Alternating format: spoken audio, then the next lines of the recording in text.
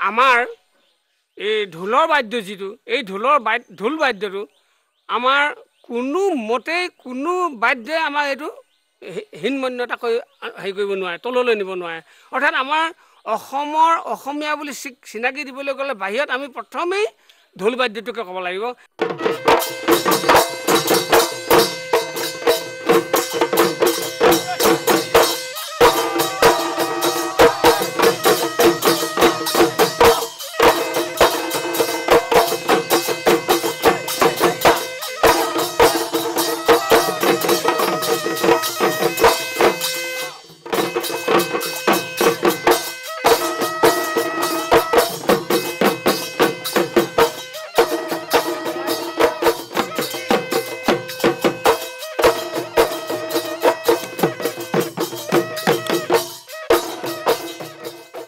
ঢোল বাদ্য,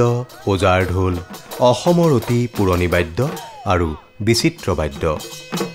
উজনিৰ ওজাৰ ঢোলৰ আদিস্থান আছিল বিয়াৰ ৰভাতলিখন, আহোমৰ ৰজা ৰাজবিষয়া আদি অহা যোৱা কৰা বাটচোৱা।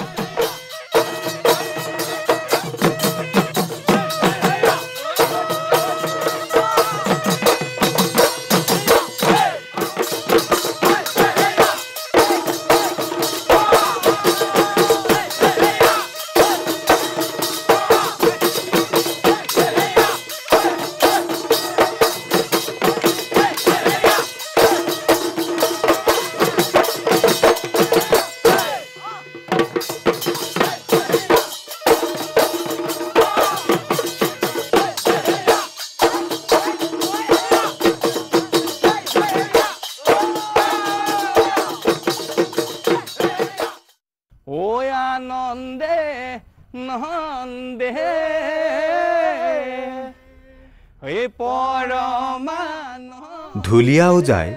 ঢোলৰ ২৪খন ওজা হাতৰ সৈতে মালিতা গোৱাৰ উপৰি কিছুমান বুলনিতো মালিতা গায় আৰু পালচ বজায়।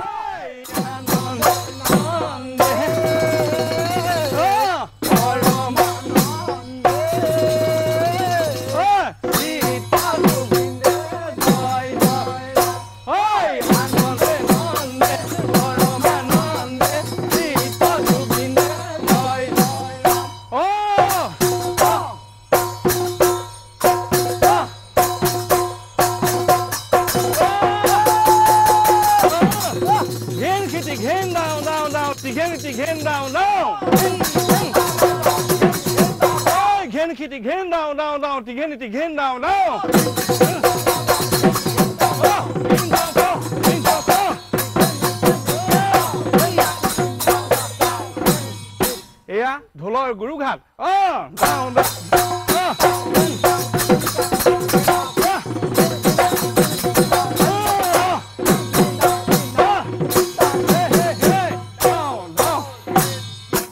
এখনি শুন সৰ্বজন আমাৰ নিবেদন এইটো কাৰীৰ হাত জন্ম শুন সৰ্বজন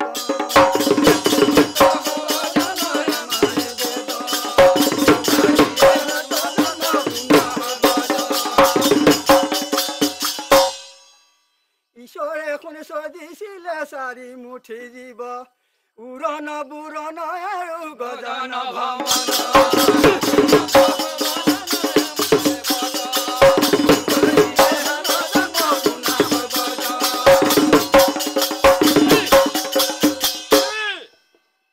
এটা সোমবাৰো নাম কাম শুন সৰ্বজন উৰণ বুৰণ গজন ভ্ৰমণ হি চাৰিজন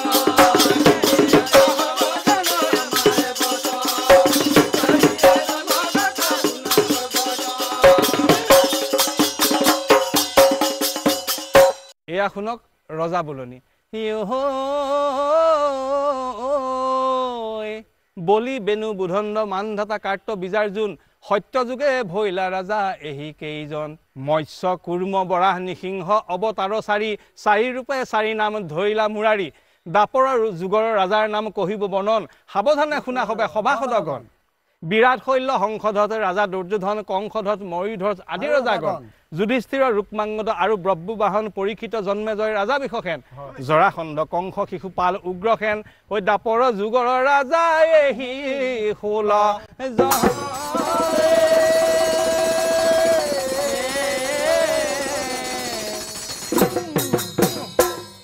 হয় বামুন পৰশুৰাম আৰু যে শ্ৰীৰাম তিনি অৱতাৰে প্ৰভু ধৰে তিনি নাম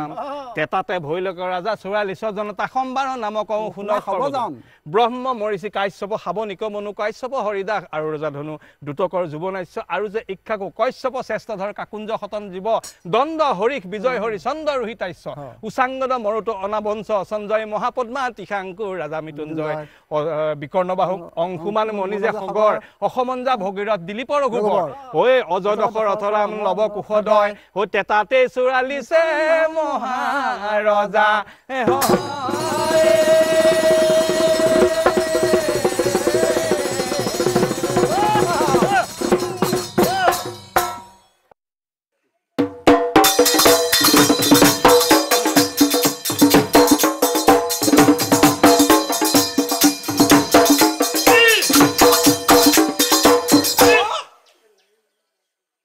কুহিয়া বৰে বগ পাতি আছে যায় বোলো পাতি আছে যায় ঐ খন্তেকীয়া বৰে বগ আনিলে মতাই আনিলে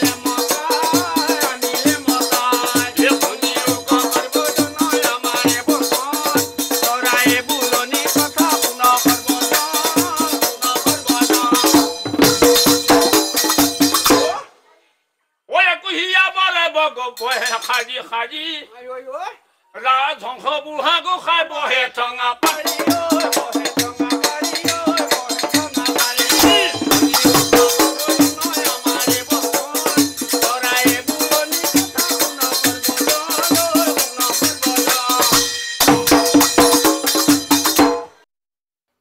শুনিও ক সৰ্বজন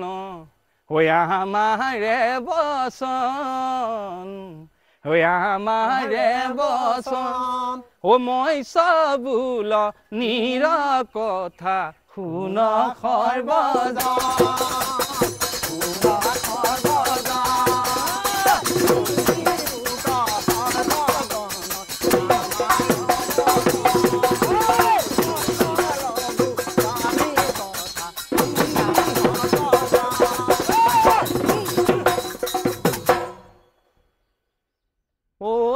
যেতিখনে ব্ৰহ্মাদেৱে আয় সৃষ্টি সৰজিলে হে চাৰি মুঠি জীৱ প্ৰভু সৃজন কৰিলে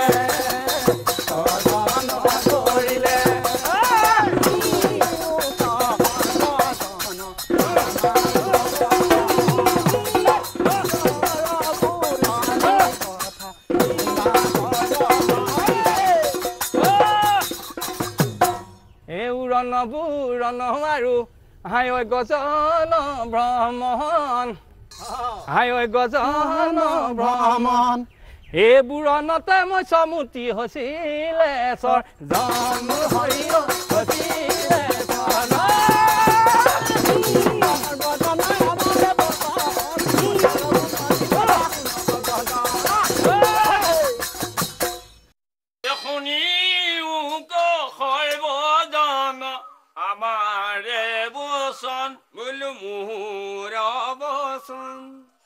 মেঘে গজা পালস কেইটা শুনা কৰিব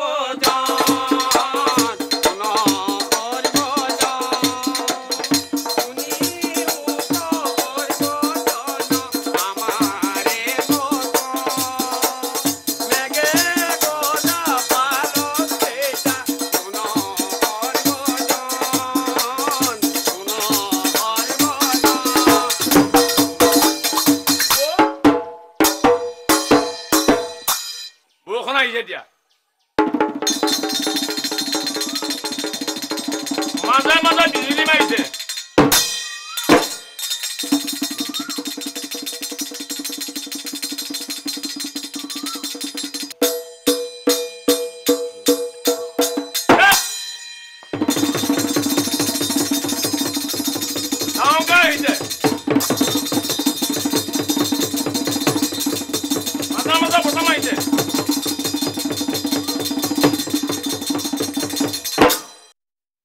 শুনিও ক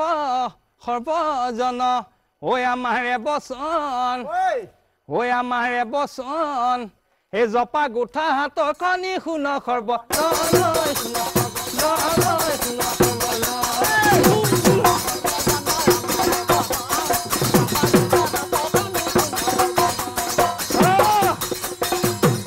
এই সত্য যুগে আছিল অন্তঃ ঐ এটি বাহৈ বুঢ়া সেই বুঢ়াই ৰুইছিলে বেত বাঁহৰ বুঢ়া বাঁহৰ বুঢ়া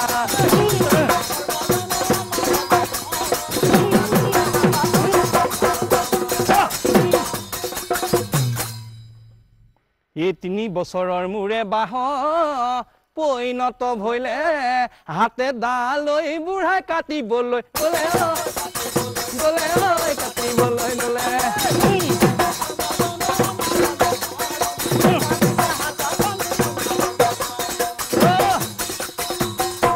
ঘেন্টা ঘেন্টা খিত ঘেন্টা খিতা ঘেন্টা খিত ঘেন্টা ঘেন্টা ঘেন্টা খিতা ঘেন্টা খিত গুদু খিত গুদু খিত গুদু খিত গুদু খিত খিত হিন্টা চালি পিটু পিটু পিটু পিটু পিটু পিটু জপা গুঠো দা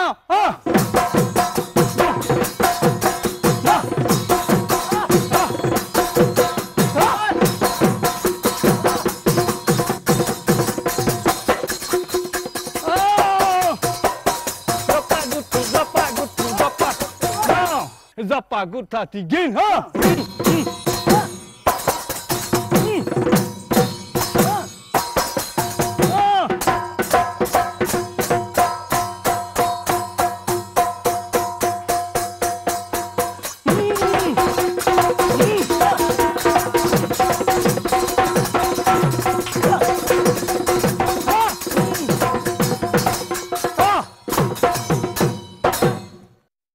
Ren dub dub dub dub dub dobani,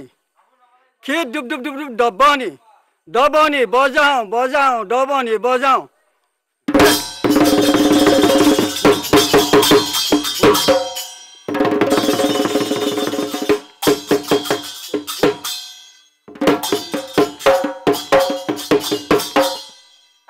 Paroli gakhiri khirao, rikiti takiti dobani bojao.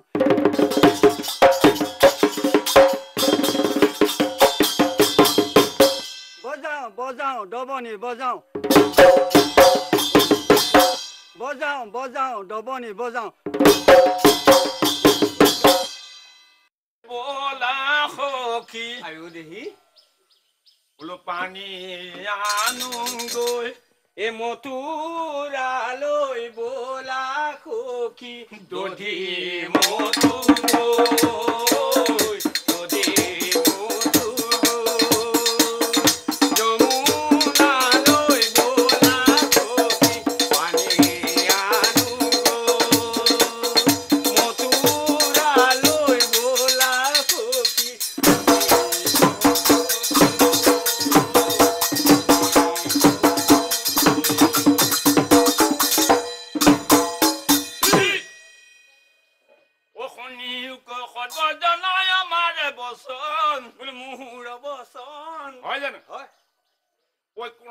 পুথি হাতা জন শুনা সৰ্বজন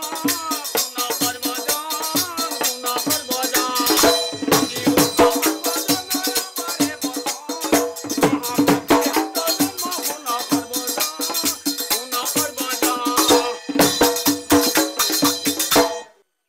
কুহিয়া বৰে বগ পাতি আছে যায় বোলো পাতি আছে যায় ঐ খন্তেকীয়া বৰে বগ আনিলে মতাই আনিলে মতাই আনিলে মতাই এ শুনিও সৰ্বজন আমাৰে বচন চৰাই বুলনি কথা শুনা সৰ্বজন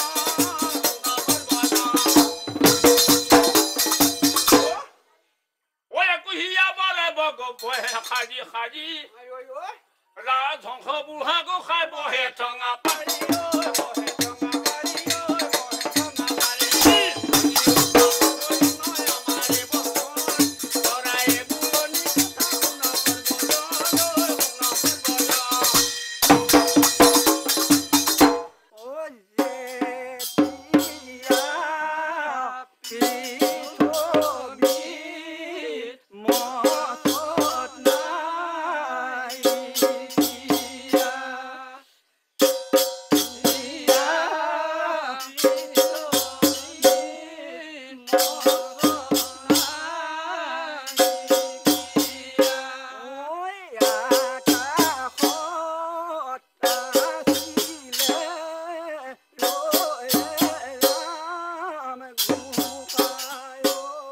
সৰ্বজন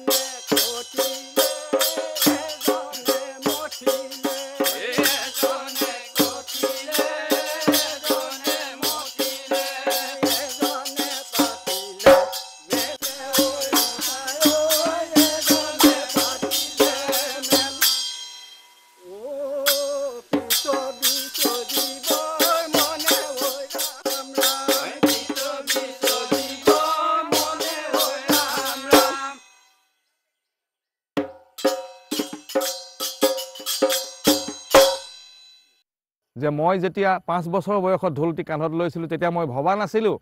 যেতিয়া মই মঘাই ৰজাৰ ঢোল ৰেডিঅ'ত শুনিছিলোঁ তেতিয়া মই ভবা নাছিলোঁ মই যে এজন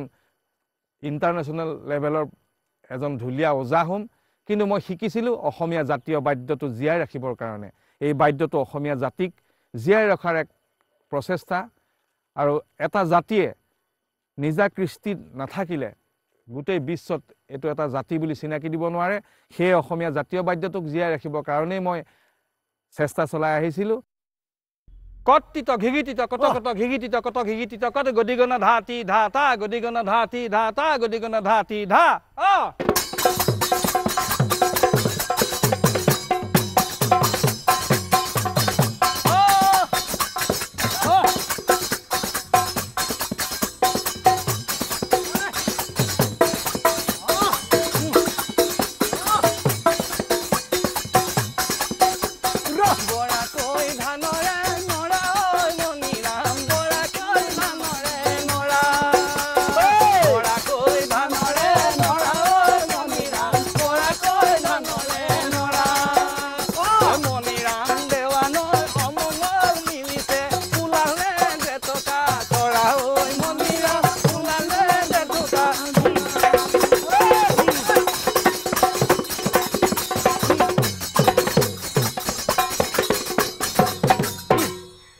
আমি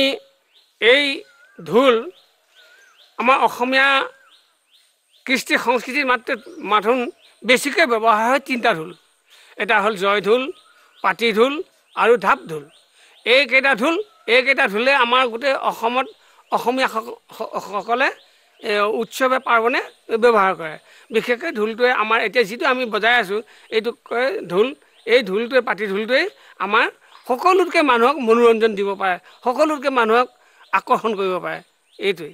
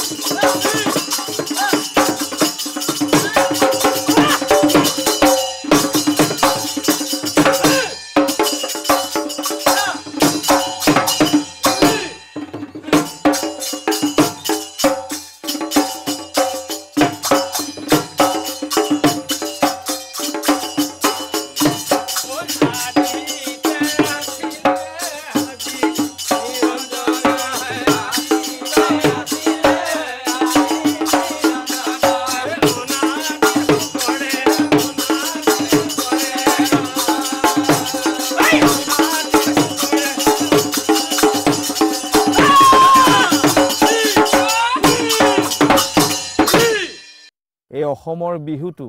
বা অসমৰ এই ঢোল বাদ্যটি গোটেই বিশ্বত জনপ্ৰিয়তা কৰিবৰ কাৰণে অসম চৰকাৰে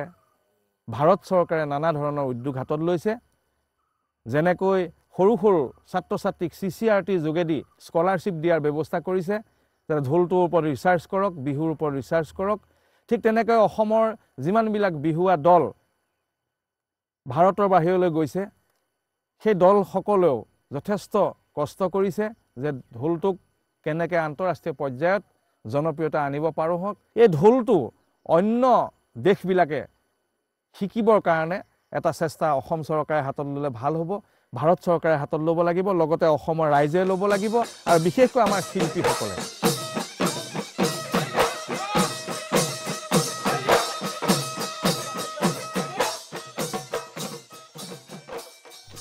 অতি প্ৰাচীন কালৰে পৰাই এই অসম প্ৰদেশত ঢোল বাদ্যৰ প্ৰচলন আছিল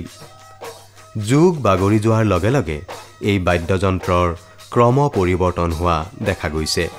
যাৰ ফলত এই ঢোল বাদ্যই লাভ কৰিছে বিপুল প্ৰসাৰতা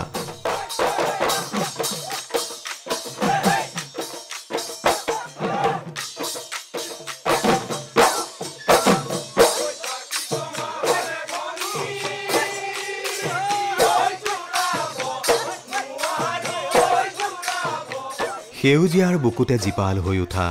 অসমীয়া জাতীয় সংস্কৃতিৰ প্ৰতিটো স্পন্দন যেন ঘনীভূত হৈ আছে বিহু ঢোলৰ চেৱত আৰু বিহুগীতৰ সুৰত